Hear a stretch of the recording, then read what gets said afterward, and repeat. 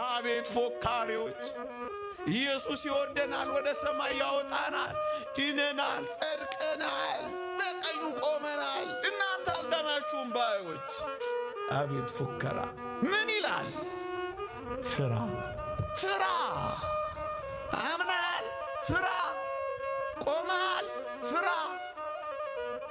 በምግባር ቀንተሃል፣ ፍራ! ፍራ እንጂ የትዕቢትን ነገር አታስብ። ለዚህ ነው በጸጋ ድናችኋል ካለ በኋላ መልካሙን ሥራ ለማድረግ በኢየሱስ ክርስቶስ ተፈጥራችኋል የሚለን። ጸጋ ከመልካም ሥራ የሚያርቅ አይደለም፣ ወደ መልካም ሥራ የሚያቀርብ ነው።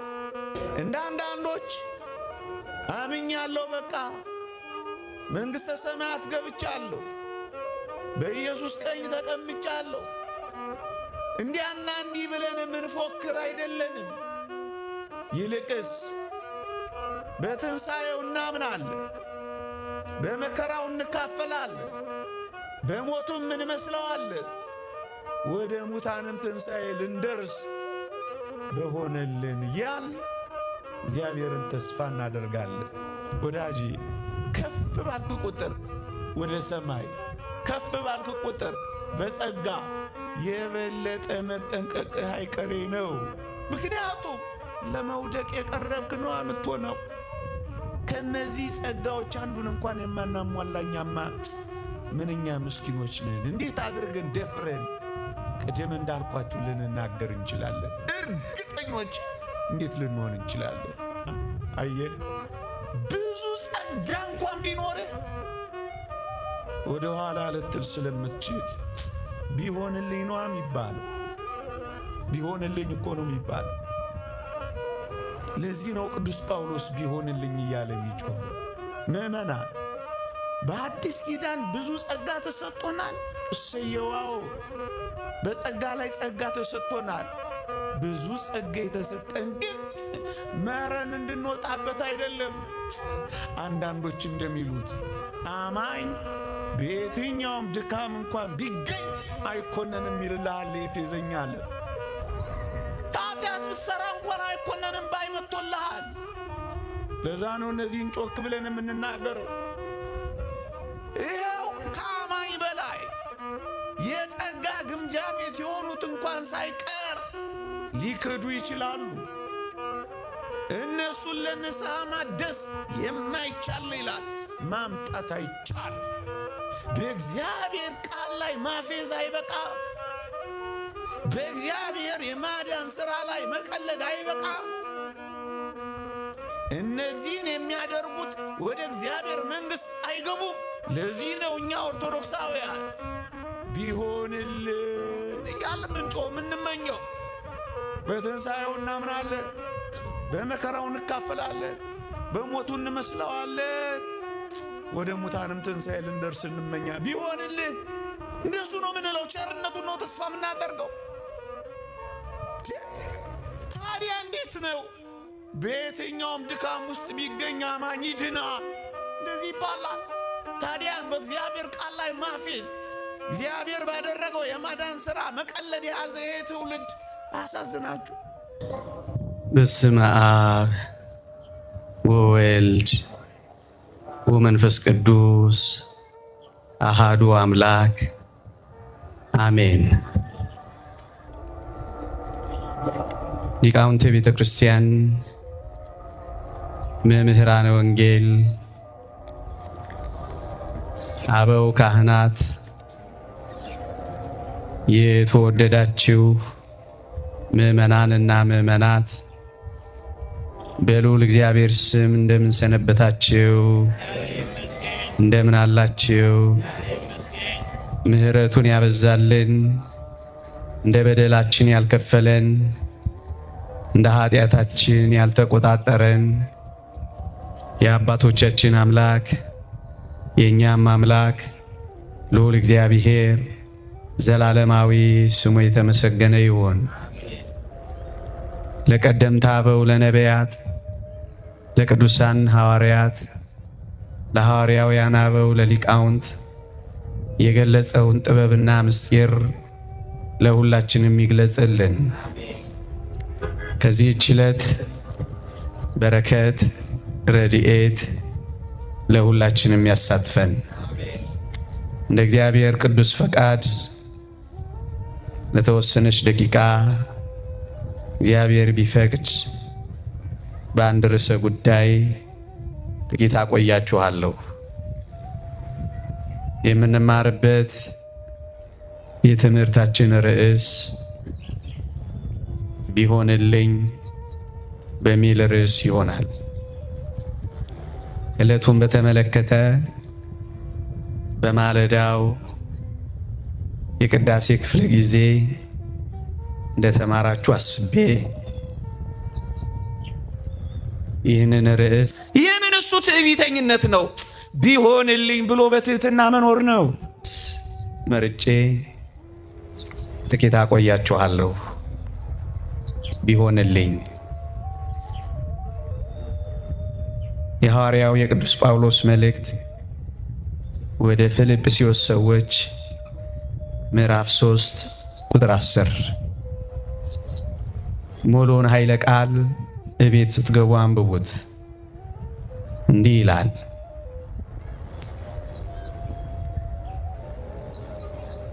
አውቀው ዘንድ በእምነት በመከራው እንድካፈል በሞቱም እንድመስለው ወደ ሙታን ትንሣኤ ልደርስ ቢሆንልኝ ይላል ሐዋርያው ቅዱስ ጳውሎስ። ልድገመው። አውቀው ዘንድ በእምነት በመከራው እንድካፈል በሞቱም እንድመስለው ወደ ሙታን ትንሣኤም ልደርስ ቢሆንልኝ ይላል ቅዱስ ጳውሎስ። በዚህ መልእክቱ እምነትን ያስቀድማል። አውቀው ዘንድ በእምነት ይላል። የሃይማኖት መነሻ የሃይማኖት መጀመሪያ እምነት ነውና እሱን ያስቀድማል። አውቀው ዘንድ በእምነት የሚለው ይሄንን ነው። በዚህ ብቻ ያቆም ቅዱስ ጳውሎስ ይቀጥልና በመከራው እንድካፈል በሞቱም እንድመስለው ይላል። ይሄ ደግሞ ምንን ያመለክታል?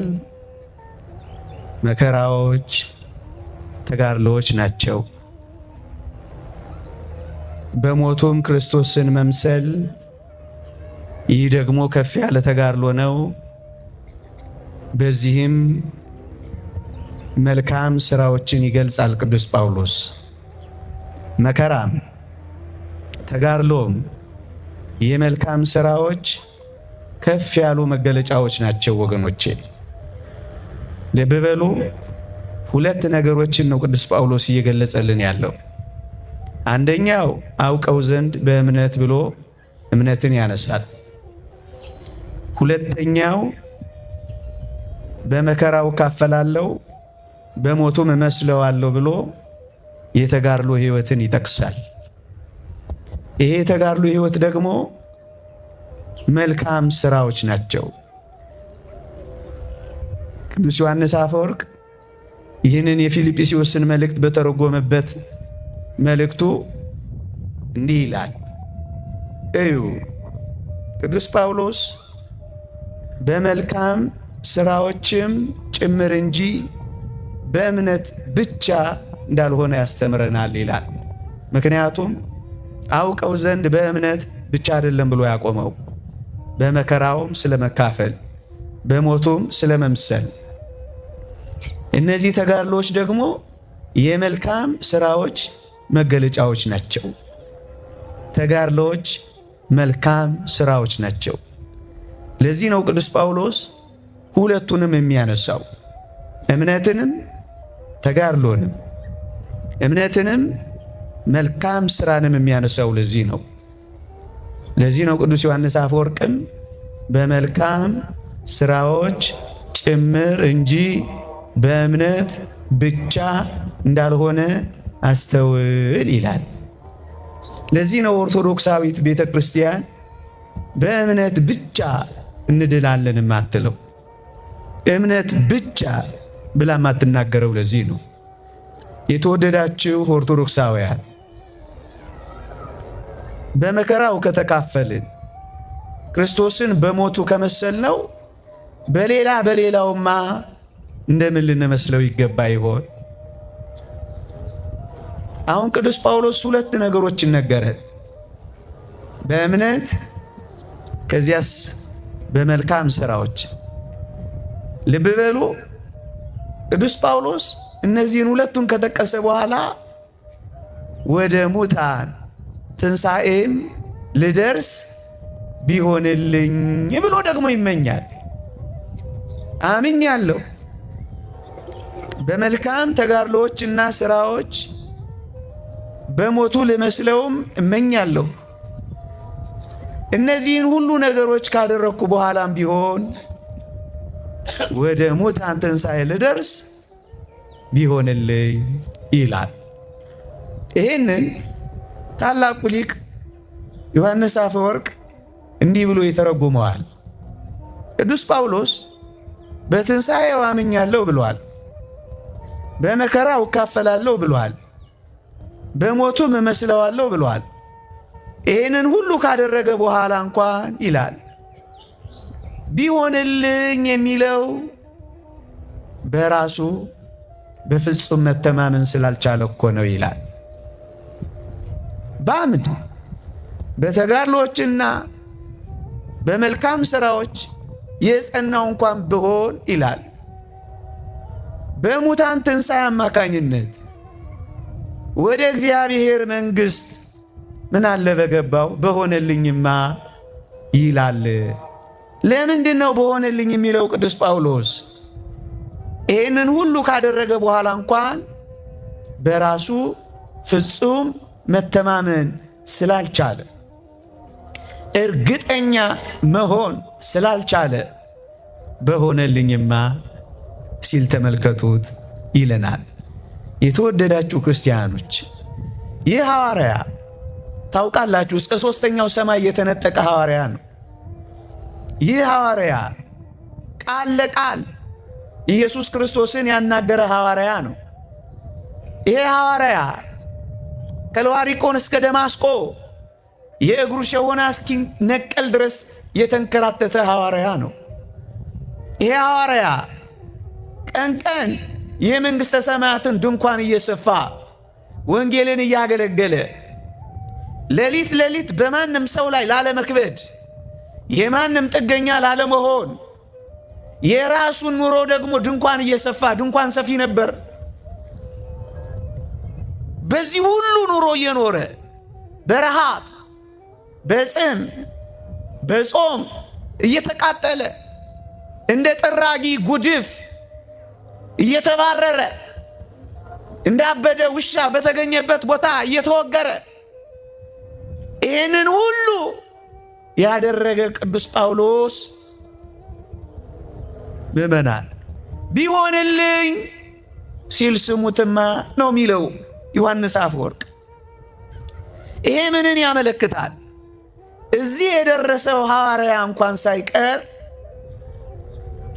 ስለ መዳኑ ወይም በእርግጠኝነት መንግሥተ ሰማያት ስለመግባቱ ወይም በእርግጠኝነት ሩጫውን በድል ስለማጠናቀቁ አስረግጦ መናገር ካልደፈረ ይላል ዮሐንስ አፈወርቅ፣ እኛማ ይሄ ሐዋርያ ከኖረው ጥቂቱን መኖር ያልቻልንማ እንዴት አድርገን ደፍረን መናገር እንችላለን?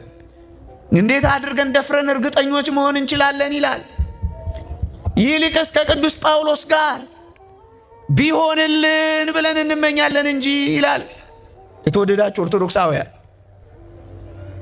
በማመን ጀምረን በተጋድሎ እንኳን ብንኖር ቸርነቱን ተስፋ እያደረግን ቢሆንልን እያልን ነው ምንጮኸው እኛ ኦርቶዶክሳውያን ወገኖች።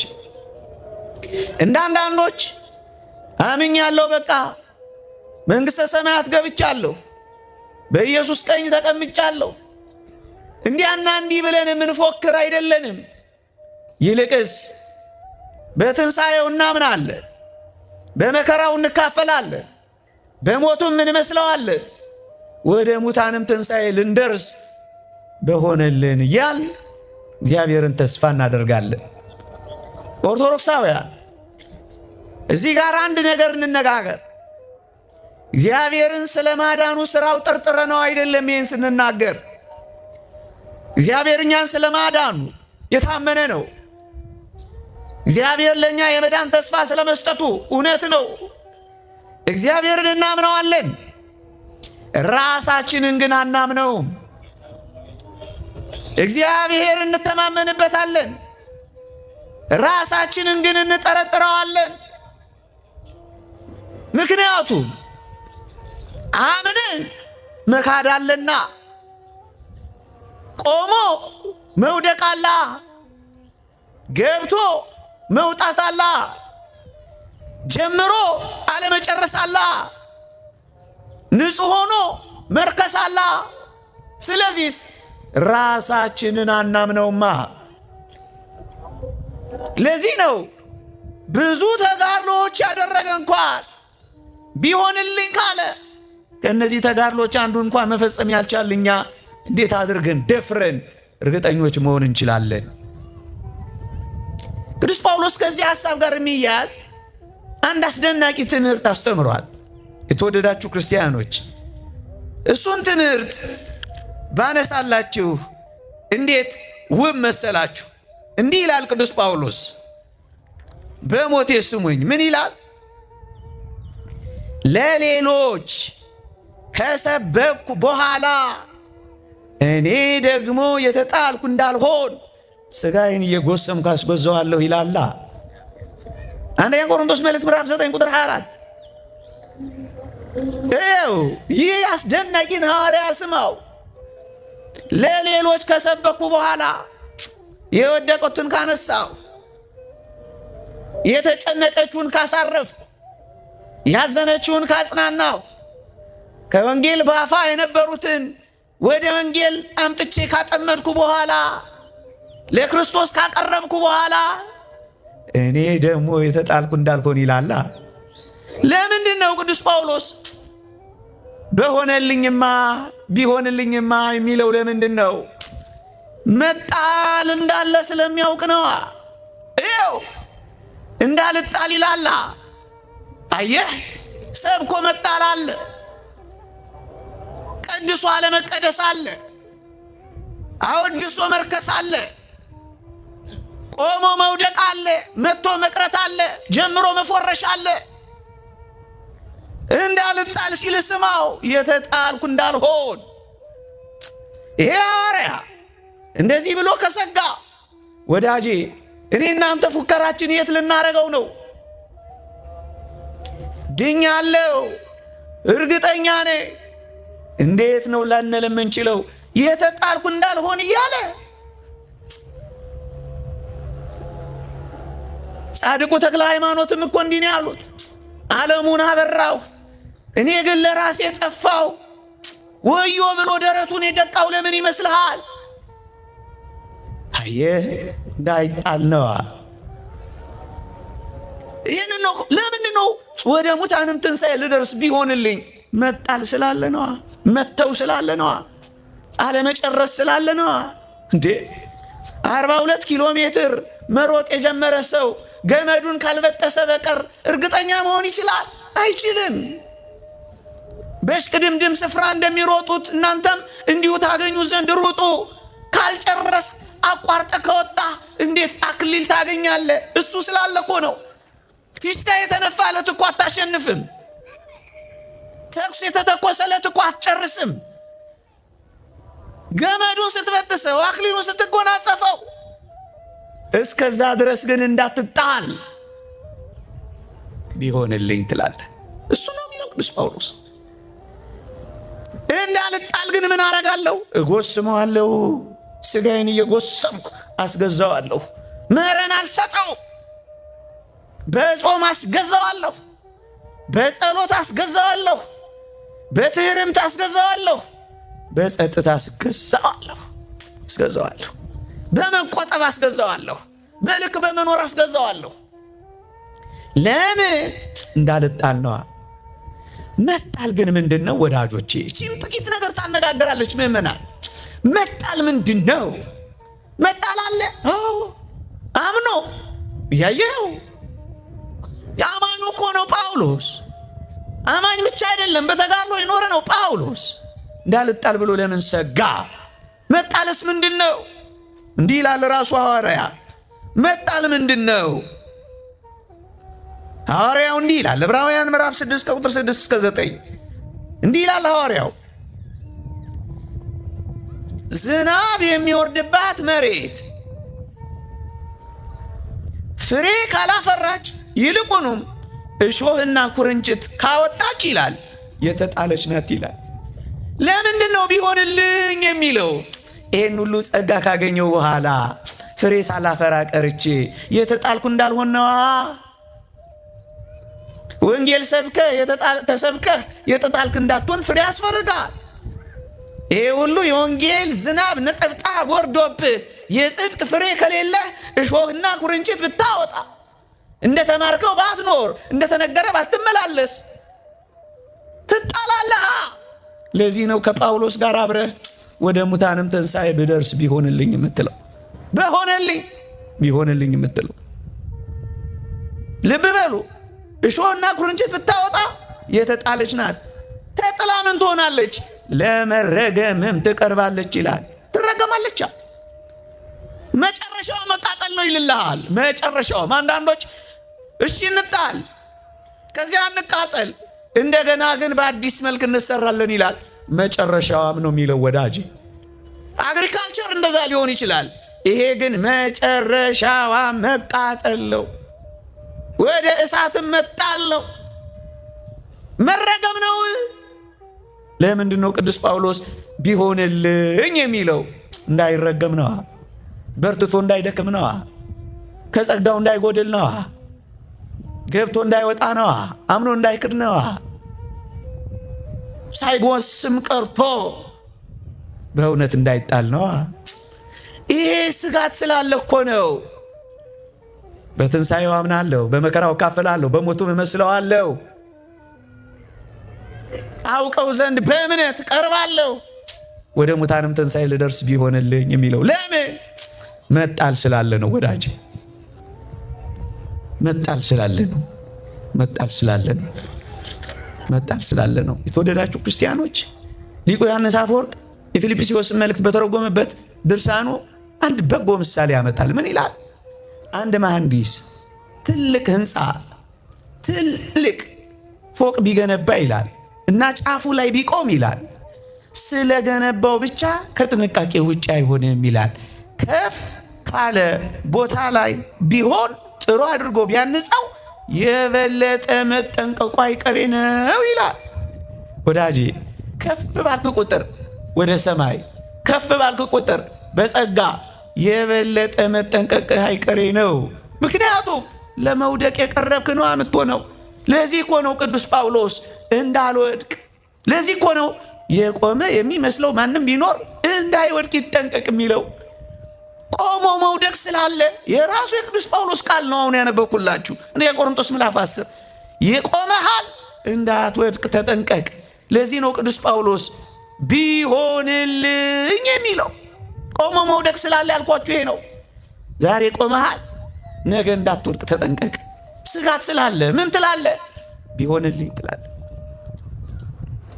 ቆሞ መውደቅ ስላለ ምእመናን ከፍ ከፍ ካሉ በኋላ ብዙ ጸጋ ካገኙ በኋላ መውደቅ አለ፣ መጣል አለ፣ ማቋረጥ አለ። ለዚህ እኮ ነው ቢሆንልኝ የሚለው ቅዱስ ጳውሎስ። ብዙ ጸጋዎችን ከተቀበሉ እንኳን በኋላ ሊወድቁ የሚችሉ እንዳሉ አታውቁ? ከነዚህ ጸጋዎች አንዱን እንኳን የማናሟላኛማ ምንኛ ምስኪኖች ነን። እንዴት አድርገን ደፍረን ቅድም እንዳልኳችሁ ልንናገር እንችላለን? እርግጠኞች እንዴት ልንሆን እንችላለን? ቅዱስ ጳውሎስ ያስተማረው አንድ አስደናቂ ቃል አለ፣ ላንብበው። እንዲህ ይላል፣ አንድ ጊዜ ብርሃን የበራላቸውን ሰማያዊውን ስጦታ የቀመሱትን የመንፈስ ቅዱስ ተካፋይ የሆኑትን መልካሙም የእግዚአብሔርን ቃል ሊመጣ ያለውንም የዓለምን ኃይል የቀመሱትን ኋላም የካዱትን ይላል።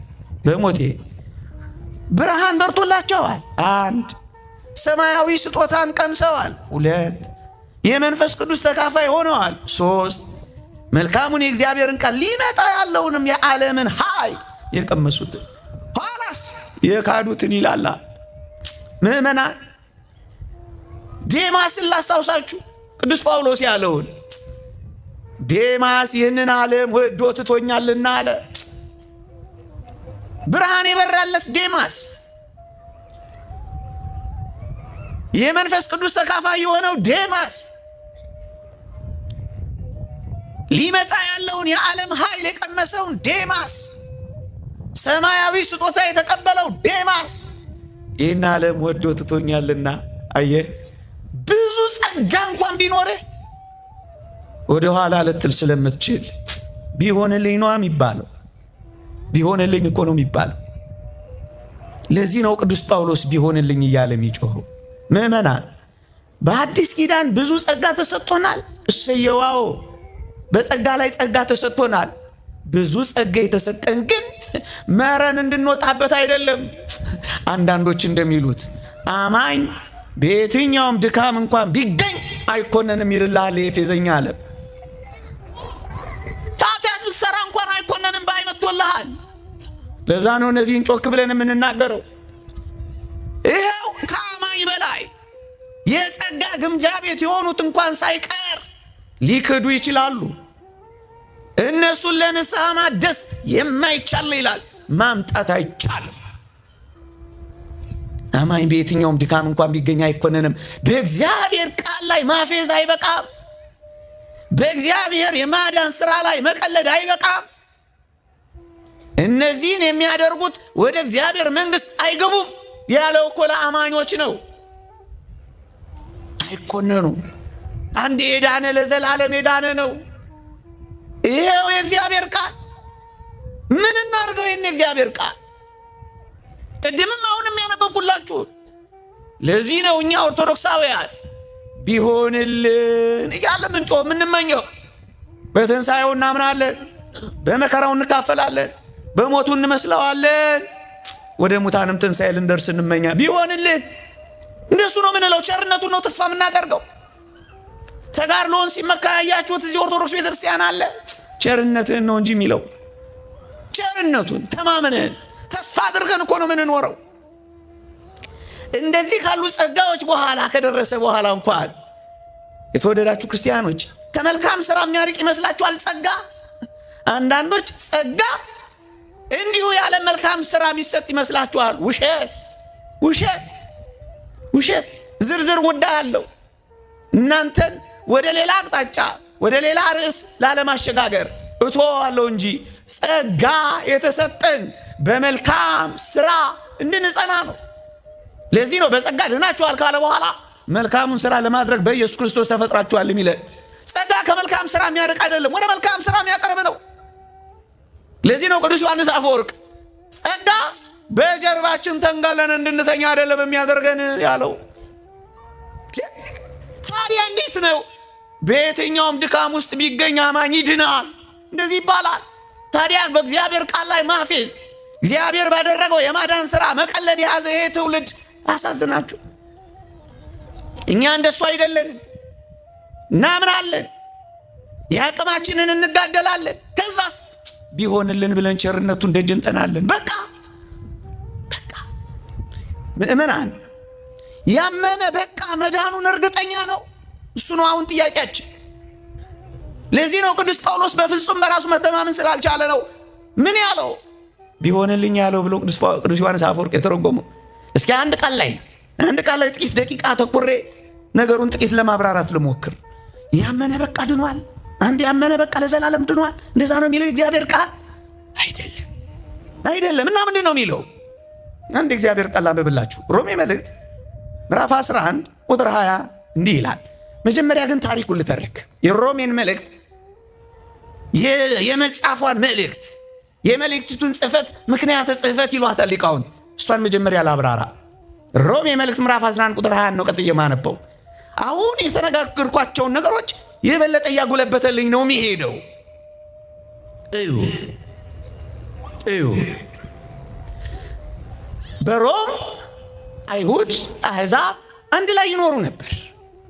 አይሁዳውያን አሕዛባውያን ወይም ከአሕዛብ የመጡት በጌታችን በመድኃኒታችን በኢየሱስ ክርስቶስ የማዳን ሥራ አምነው ለጽድቅ ተጠርተዋልና ቅዱስ ጳውሎስ መምህር አሕዛብ ነውና እነሱን ወደ አዲሲቱ ወንጌል፣ ወደ አዲሲቱ ሃይማኖት፣ ወደ አዲሲቱ ክርስትና በእምነት ያስገባ ጀመረ።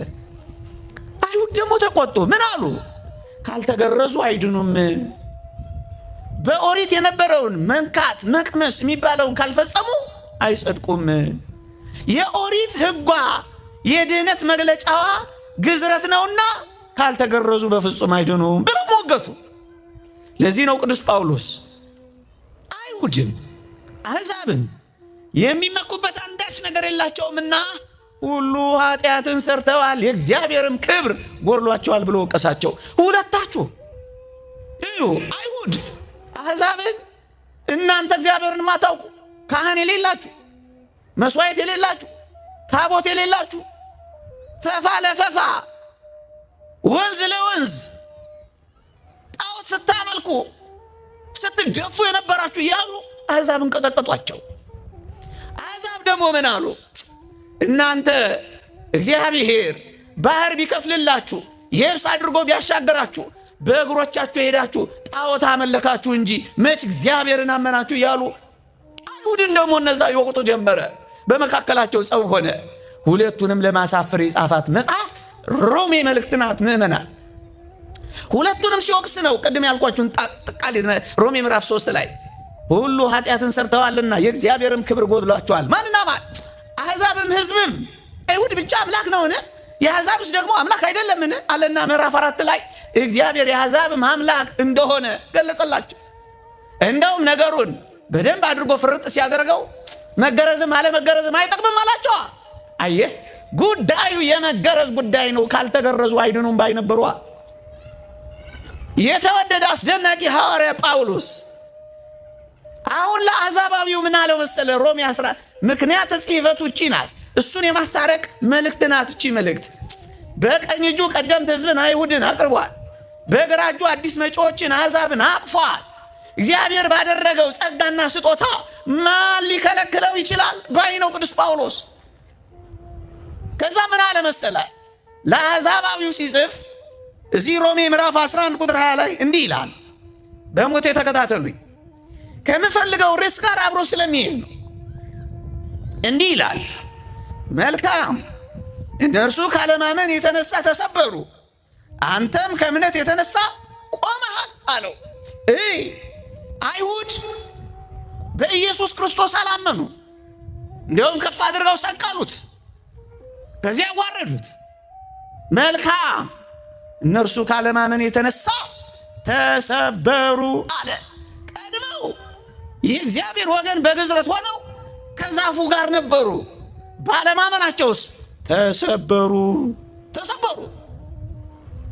ሁለተኞቹ አዲስ መጪዎቹ አሕዛብስ ቀድሞ ሕግ ያልነበራቸው፣ ቀድሞ ካህን ያልነበራቸው፣ ቀድሞ መስዋዕት ያልነበራቸው፣ ቀድሞ ሩቅ የነበሩ አሁንስ በጌታችን በመድኃኒታችን በኢየሱስ ክርስቶስ በማመን ወደሚገኘው የጽድቅ ሕይወት የቀረቡ እነሱ ምን አላቸው? ተመልከት፣ እነርሱ ካለማመን የተነሳ ተሰበሩ ካለ በኋላ አንተም ከእምነት የተነሳ ቆመሃል አላ። ቆመሃል፣ አምነሃል፣ ሰየው ቆመሃል አላ። የቆመ ቅድም ያልኳችሁ ነው። ቆመሃል። ማንን? አሕዛባዊውን። ለምን? አምነሃል። ከዛስ ደግሞ አንተ እንደ ቅርንጫፎች ከዛፉ ጋር አብረህ ገብተሃል አላቸው። እነዛ ተቆርጠዋል ባለማመናቸው፣ እነዚህ አሁን አዲስ መጪዎቹ ገብተዋል። ይሄን ካለ በኋላ ቅዱስ ጳውሎስ ይቀጥላል። አንድ አስደናቂ ቃል ይናገራል። ምን ይላል? ፍራ እንጂ የትዕቢትን ነገር አታስባላ። አማኝ ነህ፣ ፍራ። እንዴት ይደንቃል! ምግባር አለ፣ ፍራ እንጂ የትዕቢትን ነገር አታስብ። የምን እሱ መፎከር ነው መፍራት ነው እንጂ ነው እኮ የሚለው። አቤት ፎካሪዎች! ኢየሱስ ይወደናል፣ ወደ ሰማይ ያወጣናል፣ ድነናል፣ ጸድቀናል፣ በቀኙ ቆመናል፣ እናንተ አልዳናችሁም ባዮች። አቤት ፉከራ! ምን ይላል? ፍራ። ወዳጄ መፍራት ለምን አለ? መፍራት ካለ እርግጠኝነት አለ? የለም እኮ። እርግጠኛ ከሆነ ለምን ይፈራል? ፍራ። አምናል፣ ፍራ። ቆማል፣ ፍራ። በምግባር ቀንተሃል፣ ፍራ። ፍራ እንጂ የትዕቢትን ነገር አታስብ። የምን እሱ ትዕቢተኝነት ነው? ቢሆንልኝ ብሎ በትህትና መኖር ነው። አድርገህ እንዳላደረግ፣ እየቻልክ እንዳልቻልክ፣ እየኖርክ እንዳልኖርክ፣ እየተመላለስክ እንዳልተመላለሰ በትህትና ቢሆንልኝ ፍራ። ፍራ እንጂ የትዕቢት ነገር አታስብ ካለ በኋላ አንድ አስደናቂ ቃል ደግሞ ይቀጥላል። ምን ይላል መሰላችሁ? በቸርነቱ ግን ጸንተህ ብትኖር የእግዚአብሔር ቸርነት በአንተ ላይ ነው፣ ያለዚያ ግን አንተ ደግሞ ትቆረጣለህ አለ። ማን? በእምነት የተነሳው የቆመው። ካልፈራ፣ ፈርተስ በቸርነቱ ጸንተህ ካልኖርክ ምን ትሆናለህ? አንተ ደግሞ ትቆረጣለህ። እንዳትቆረጥ ምን አድርግ? ጽና፣ ፍራ። ለምን ይጸናል ወዳጅ? በጽናት ነው የሚጠናቀቀው። ባመነበት ቅጽበት አይደለም እርግጠኛ የሚሆነው። ጸንቶ ሲያጠናቅቅ ነው ድል የሚነሳው ወዳጅ። ቅዱስ ዮሐንስ ራእይ ላይ የተጻፈውን ቃል እናስታውሰው። ድል ለነሳ የሚለው ቃል ምን ይመስልሃል? ያሸነፈ ነው የሚያገኝ፣ የጨረሰ ነው የሚቀበለው። ይሄ ደግሞ የሚሆነው በጽናት ነው። ስለዚህ ፉከራ፣ በውጊያ ውስጥ ፉከራ አለ? የለም። አንድ የሚዋጋ ድል ለመንሳት ይወጣ በጥንቃቄ አይደለም የሚዋጋው። ለምን? መሞት መውደቅ አላ፣ መሳት አላ፣ መጣል አላ። ስለዚህ አንተ ደግሞ ትቆረጣለህ። አየኸው? አማኝ ነህ፣ ልትቆረጥ ትችላለህ። ለምን? ካልጸና ምን ትሆናለህ? ትቆረጣለህ። መቆረጥ ስላለ ነው ምን የሚለው? በትንሣኤው አምናለሁ፣ በመከራው እካፈላለሁ፣ በሞቱም እመስለዋለሁ። ይሄን ሁሉ ካደረግኩ በኋላ ግን እንዳልቆረጥ ስለምፈራ ቢሆንልኝ እላለሁ። ወደ ሙታን ትንሣኤ ልደርስ ቢሆንልኝ እላለሁ። ለዚህ ነው ኦርቶዶክሳዊት ቤተክርስቲያን ፉከራ ማትሰሙባት፣ ትህትና ብቻ የምታደምጡባት። እንዴ አታስታውሱ? አባ መቃርዮስን አጋንንት መጥተው ምን አሉት ይላል? መቃሪ ሆይ፣ ተጋድሎ ሆይ፣ ብርታቱን አዩና አጋንንት መጥተው መቃሪ ሆይ ድነሃል፣ ጸድቀሃል፣ በቅተሃል አሉት ይላል። አባ መቃርዮስ አጋንንትን ስለሚያውቃቸው እንዲህ ብሎ መለሰላቸው፣ ገና ነኝ አላቸው። ገና ነኝ።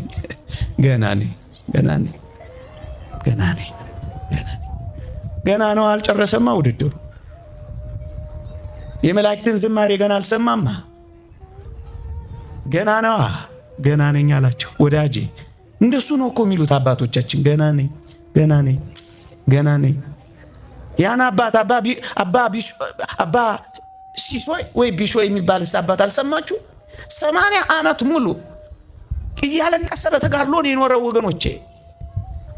ሊሞት ሲል አልጋ ፍራሹ ላይ እዛ ሰሌኑ ላይ ተኝቶ ደቀ መዛሙርቱ ከበውት እንባውን ሲያፈሳዩት መንታ እንባ፣ ያን የተሸበሸበ በተጋድሎ ፊቱ የገረጣውን እየደረመሰ እንባውን ሲያልፋዩት፣ ከዛ ቀስ እያለ ሊሞት እኮ ነው። ቀስ እያለ የሆነ ነገር ሲናገር ሰሙት። ምን የሚል? ጌታዬ ሆይ እባክህን ለዚች ደቂቃ የንስሐ ሕይወት ስጠኝ እያለ ሲያጉተመትም ሰሙት። ደቀ መዛሙርቱ በጣም ተገርመው ጠጋ ብለው አባታችን፣ አቤት 80 ዓመት ሙሉ ከንስሐ በላይ የኖርክ እንዴት ነው በዚህ ልትሞት ባለበት ሰዓት እንደገና የንስሐ ሕይወትና ዕድሜ የምትለምነው አሉት። ልጆቼ ዛሬ ገና እኔ ይችን የንስሐ ሕይወት መጀመሬ ናት አላቸው። አባትህ እንደዚህ ያሉ አባቶች ናቸው። በትህትና ሚኖሩ፣ ማይፎክሩ፣ ማይመጻደቁ። ይህንን ነው አባቶቻችን ያስተማሩን። ገና ነኝ፣ ገናውን የጀመርኩት። ያም አባት አልሰማችሁትም? እዛ ግሪክ አቶስ ተራራ ላይ የነበረው ብዙ ዓመት በተጋድሎ ኖሮ እግዚአብሔርን ገናውን ለመውደድ እየሞከርኩ ነው እኮ ነው ያለው። ገናውን መች ወደድ ነው? መች ገና አፈቀር ነው? መች ገና ገባን? መች ገና ተመሰጥን? መች ገና ከኃጢአት ተለያየን? መች ገና መጀመር ፍሬሽ እንኳን አልሆንም ወገኖች።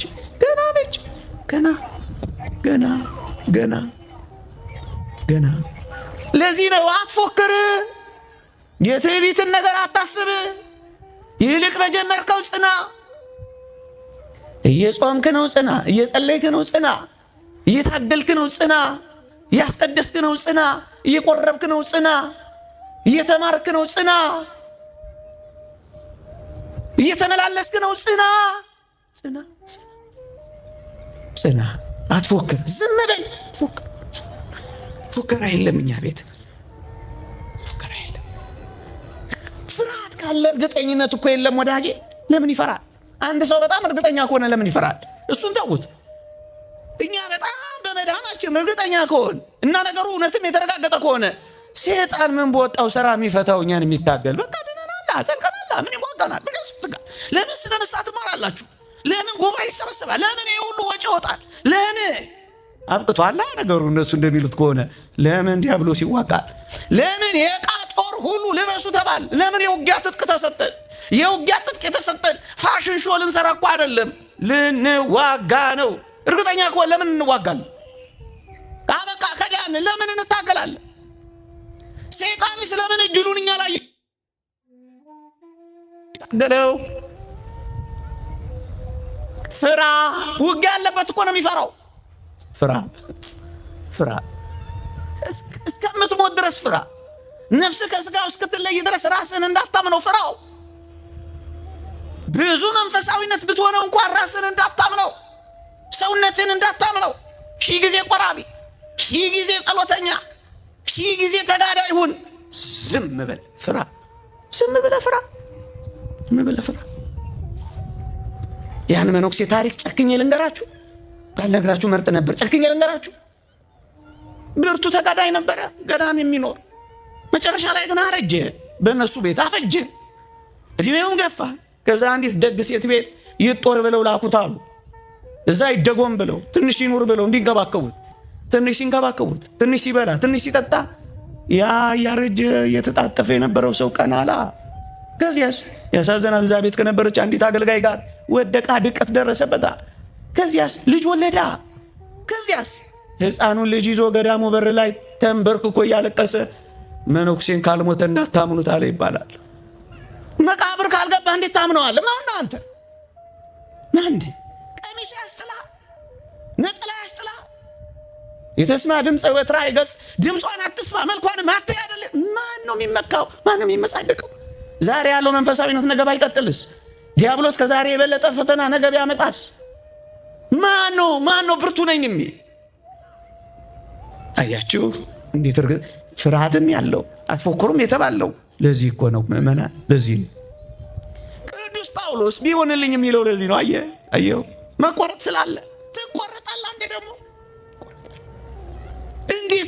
እንዴት ነው ታዲያ ቆም ያለው በቃ እርግጠኛ ነኝ እንዴት ማለት ይቻላል? መቆረጥ እስካለ ልጽና አልጽና በምን እርግጠኛ መሆን ይቻላል? የኢትዮጵያ መድን ድርጅት ኢንሹራንስ አልሰጠኝ። አፍሪካ ኢንሹራንስ አስተማማኝ እጅ ላይ ነህ እንዴ? ሌላ ነው ወዳጅ።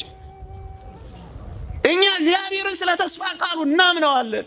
የእግዚአብሔርን ፈቃድ እየፈጸምን ግን የመዳናችንን ተስፋ ለማግኘት ግን መትጋት ይገባናል። እሱ ነው መጽሐፍ ቅዱስ የሚለን።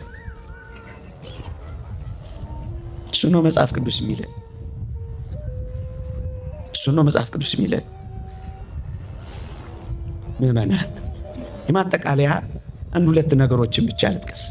ምንም የማያወላዱ ኃይለ ቃላትን እናምጣ። እዚህ ቲቶ ምዕራፍ 3 ቁጥር 14 ላይ እየሰማችሁኝ ነው? ጮኩባችሁ። ሞራል ይዞኝ ነው ኮስተር ካልኩ እሺ፣ እንጂ ላስፈራራችሁ ፈልጌ አይደለም። እሺ እሱ ልንገራችሁ። እንዲህ ይላል ቅዱስ ጳውሎስ፣ ከወገናችን ያሉት ደግሞ ፍሬ ቢሶች ሆነው እንዳይቀሩ፣ በሞት ይስሙኝ፣ ከወገናችን ያሉት ደግሞ ፍሬ ቢሶች ሆነው እንዳይቀሩ የግድ ስለሚያስፈልገው ነገር በመልካም ስራ እንዲጸኑ ይማሩ ይላል ቲቶ ምዕራፍ 3 ቁጥር 14። ከወገናችን ያሉት ደግሞ ፍሬ ቢሶች ሆነው እንዳይቀሩ የግድ ኦፕሽናል አይደለም፣ የግድ መልካም ስራ የግድ። ይኸውላችሁ እዚያ ውጭ ያሉት ወንድሞቻችን የህግ ስራ የሚልና ክርስቲያናዊን መልካም ስራን ያምታታሉ። ቅዱስ ጳውሎስ ያለ ሕግ ሥራ በእምነት እንዲጸድቁ እንቆጥራለን የሚለው ያለ ሕግ ሥራ የሚለው ኦሪትን ካልፈጸማችሁ ካልተገረዛችሁ አትድኑም ያለው ያን የሕግ ሥራ የሚለው ግዝረትን የኦሪትን አትንካ፣ አትቅመስ፣ አትያዝ የሚሉትን ቃላት ጨምሮ በዋናነት ግዝረትን ካልፈጸማችሁ አትድኑ። አሁን ለመዳን ግዝረት አያስፈልግም ነው የሚላቸው። ያለ ሕግ ሥራ በእምነት ይጸድቃሉ የሚለው እሱን ነው እንጂስ ክርስቲያናዊ መልካም ሥራን አይደለም። እና ጅሬችን ቃል ይዙና ሥራ አያስፈልግም፣ ይኸው ያለ ሕግ ሥራ በእምነት ጸድቀናል ይላል። እሱ የሚለው ሌላውን ያልጓችሁን ነው። ለዚህ ነው ቅዱስ ጳውሎስ መገረዝም ቢሆን አለመገረዝ አይጠቅምም የሚለው። እንደውም ገላትያ ላይ ስታነቡ የልብ መገረዝ ብሎ ይገልጸዋል። ሌላ መገረዝ ያመጣል። ስለ መገረዝ በኦሪት ሕግ ስለ መጽደቅ አይቻልም። መገረዝ አሁን ለጽድቅ ምክንያት አይሆንም ነው የሚላቸው። ክርስቲያናዊ መልካም ሥራስ በእግዚአብሔር ማዳን ጸጋ መሰረትነት ላይ የምንፈጽማት ክርስቲያናዊ በጎ ሥራስ የግድ ምን እንዳይሆኑ ፍሬ ቢሶች እንዳይሆኑ። ፍሬ ቢሶች ከሆኑ ምን ይሆናሉ? ገለባ ይሆናሉ። ገለባ ከሆኑ ምን ይላል? ወደ እሳት ይጣላሉ ተቆርጠው። እንደሱ እንዳይሆኑ ምን ያርጉ? የግድ በመልካም ሥራ እንዲጸኑ ይማሩ። ማነው አስፈልግ የግድ እያለ የግድ የምደጋግመው በደንብ እንዲገባን ምእመናን። እነዚህ ሌሎችን ያለ አይደለም ከወገናችን ያሉት ደግሞ ይልልሃል። ከወገናችን ያሉት ማለት አማኞች አይደሉም። አማኞች ምን እንዳይሆኑ? ፍሬቢስ እንዳይሆኑ ምን ያደርጉ? የግድ የሚያስፈልግ ነገር አለ። እሱ ምንድን ነው? መልካም ሥራ ነው። መልካም ሥራ አንድ ጊዜ ብቻ አይደለም። ይጽኑ፣ ሁል ጊዜ ይጽኑ፣ ዕለት ይጽኑ። ያለበለዚያስ በቸርነቱ ጸንተህ ካልኖርክ ትቆረጣለህ ነው። ፍሬቢስ ከሆነ ትቆረጣለህ። ታዲያ ይህንን ቃል ስለያዘ እኮ ነው ቅዱስ ጳውሎስ ቢሆንልኝ የሚለው። በመልካም ሥራ መጽናት አለበት። እሱ መልካም ሥራ ምንድን ነው? ቅድም ያልኳችሁ ተጋድሎች መልካም ሥራዎች ናቸው። ለዚህ ነው በትንሣኤው አምናለሁ፣ በሞቱ ካፈላለሁ፣ በመከራው ካፈላለሁ፣ በሞቱ መስለዋለሁ፣ ወደ ሙታንም ትንሣኤ ልደርስ ቢሆንልኝ ብሎ የሚመኘው ቢሆንልኝ። ይህ ነገር ድህነት ትምህርታችን ነው ምእመናን። አንድ የመጨረሻ ነጥብ ላንሳና ነገሩ ብዙ ነው፣ ጓዙም ሰፊ ነው። ከረዥሙ ባጭሩ ከሰፊው በጠባቡ ያልኩት ለዚህ ነው። ግን ምእመናን ምን እንደምናምን እንዴት እንደምንኖር ማወቅ ግን አለብን። ለዛ ነው የምናነሳው። ጨክነን እኛም መታጠቅ አለብን።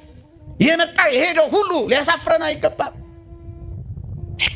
መደንገጥ መሸበርም አይገባም።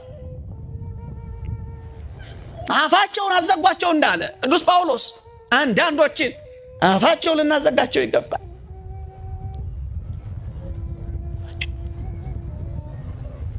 የመጨረሻ ቅዱስ ጴጥሮስ አንደኛ ጴጥሮስ ምዕራፍ 4 ቁጥር 15 እንዲህ ይላል፣ ጻድቅ በጭንቅ የሚድን ከሆነ ኃጢአተኛው ይታይ ዘንድ ወዴት አለው? ፍርድ ከእግዚአብሔር ቤት ተነስቶ የሚጀምርበት ጊዜ ደርሷልና። አስቀድሞ በእኛ የሚጀምር ከሆነ ለእግዚአብሔር ወንጌል የማይታዘዙ መጨረሻቸው ምን ይሆን? ፍርድ ከእግዚአብሔር ቤት ተነስቶ የሚጀምርበት ጊዜ ደርሷል። ከዚህ ነው የሚጀምረው። ከዚህ ከመቅደሱ ነው የሚጀምረው። ከእኛ ነው የሚጀምረው። ከመድረኩ ነው የሚጀምረው። እሱም ደርሷል ይላል። ያሳዝናል። እሱም ደርሷል። ፍርድ ከማን? ከአማኞች ነው። ከአማኞች አገልጋዮች፣ ከእኛ አካባቢ ነው የሚጀምረው። እዚህ ውስጥ ካለ ነው የሚጀምረው። ፍርድ ከእግዚአብሔር ቤት ተነስቶ የሚጀምርበት ጊዜ ደርሷል። አስቀድሞ በእኛ የሚጀምር ከሆነ አየህ፣ ታዲያ እንዴት እርግጠኛ መሆን ይቻላል? አንዳንዶቻችን ለፍርድ የምንጠበቅ ከሆነ እንዴት አድርገን እርግጠኛ መሆን ይችላል? ለዚህ ቤት ውስጥ ኖረ። ለዚያ እኮ ነው እርግጠኛ እንዴት ልንሆን እንችላለን? ቅዱስ ጳውሎስ እርግጠኛ ያልሆነ እኛ እርግጠኛ መሆን እንችላለን? ጻድቅ በጭንቅ የሚድን ከሆነ በጭንቅ ጻድቅ እንኳን ደግ ክርስቲያናዊ ሰው እንኳን በጽድቅ ሕይወት የሚመላለስ እንኳን በጭንቅ የሚድን ከሆነ በጭንቅ እንዴ! አንዴ በጸጋው ከጫነ የምን እሱ ጭንቅ ነው? አየህ፣ እንደዛ እንዳልሆነ አወቅ። በጭንቅ የሚድን ከሆነ የሚለው ለዚህ ነው። ጻድቅ እንኳን ገና የሚድን ከሆነ ይላል። አንድ ጊዜ ዳነ ከሆነ ለምን የሚድን ይላል እንደገና? አላህ ጻድቅ እንኳን በጭንቅ። ጻድቅ ማን ነው? ጽድቅ የሚያደርግ። ጽድቅ መጽሐፍ ቅዱስ እንደሱ ነው የሚለው። ጻድቅ ማለት ጽድቅ የሚያደርግ ነው። ክርስቲያኖች በጽድቅ ሕይወት የሚመላለስ እውነትን የሚያደርግ ሐሰትን የሚጠላ እግዚአብሔር የሚወደውን የሚያደርግ እግዚአብሔር የሚጠላውን የሚጸየፍ እሱ ጻድቅ ነው። ጽድቅን የሚያደርግ እሱ ጻድቅ። ማድረግ መስራት እሱ ነው የሚለው። አስቀድሞ በእኛ የሚጀምር ከሆነ በአማኞች። ስለዚህ የተወደዳችሁ ክርስቲያኖች ነገር ልጠቅልለው። አውቀው ዘንድ በእምነት አማኝ ሆኛለሁ። በትንሣኤው ኃይል አምናለሁ። የቤተ ክርስቲያን ጉልበት መከራውን ድል በነሳችበት በዚህ አምናለሁ። ከዚያስ በመከራው እካፈላለሁ፣ በሞቱም እመስለዋለሁ። ከዚህ ሁሉ በኋላ ግን ወደ ሙታን ትንሣኤ ልደርስ ቢሆንልኝ ብዬ እመኛለሁ። ቢሆንልን በዚያ በሰማይ በቀኙ ባቆመ ቢሆንልን የዘንባባ ዝንጣፊ ይዘን በዘመር ቢሆንልን የዳዊትን በገና የዕዝራን መሰንቆ በዚያ በላይ በሰማን ቢሆንልን በብርሃን ድንኳኖች በዛ በሰማያት በኖር ቢሆንልን የተሳለ የፊቱን መልክ በዚያ ባየን ቢሆንልን በእሳት ድንኳኖች መካከል በተመላለስን ቢሆንልን እንደ ከዋክብት ደምቀን ባበራን ቢሆንልን በዚያ በተስፋው ሀገር ሁላችንን በተገናኘን ቢሆንልን። ይቆየን። አሜን። አብሮ ያሰማን።